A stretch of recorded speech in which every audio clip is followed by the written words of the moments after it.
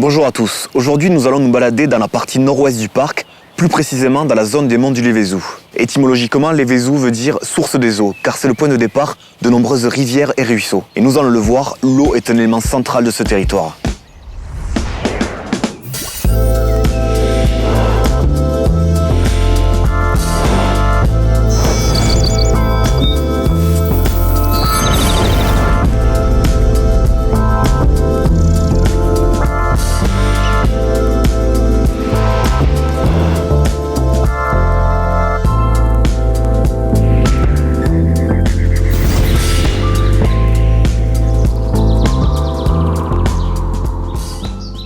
Sur les contreforts du Lévézou se dresse le magnifique village de Castelnau-Péguerolles qui surplombe la vallée de la Muse.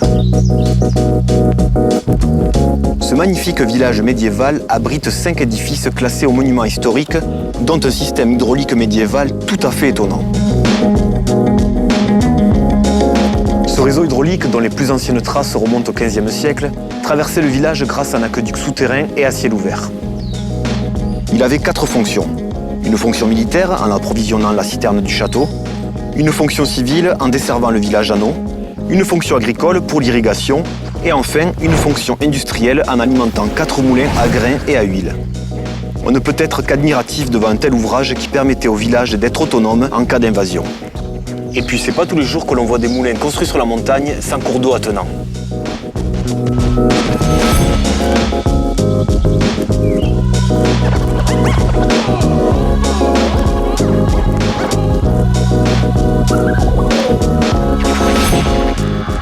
Le parc naturel régional des Grands Causses conserve sur son territoire de nombreux témoignages de son riche passé.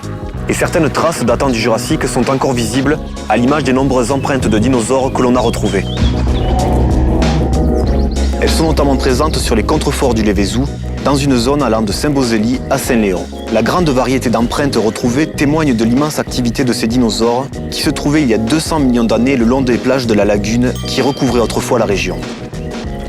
Certaines empreintes ont été rattachées à l'espèce des Eubrontes giganteus, des carnivores de 10 mètres de long pour 4 mètres de hauteur et qui pouvaient peser près d'1 tonne.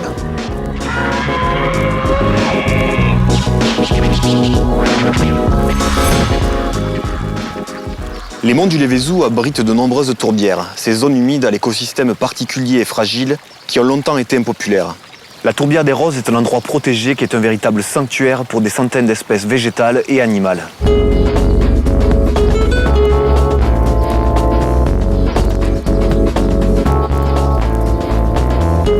Dans cette plaine humide de près de 16 hectares, on retrouve de curieux spécimens qu'on n'a pas l'habitude de voir par chez nous, des Highland Cow.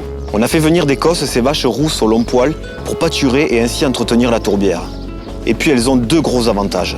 Elles sont habituées au frimas de l'hiver et ne craignent donc pas le froid.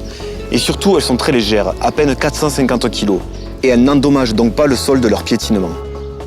Chères vaches de race Aubrac, ne soyez pas tristes, on vous aime pour autre chose.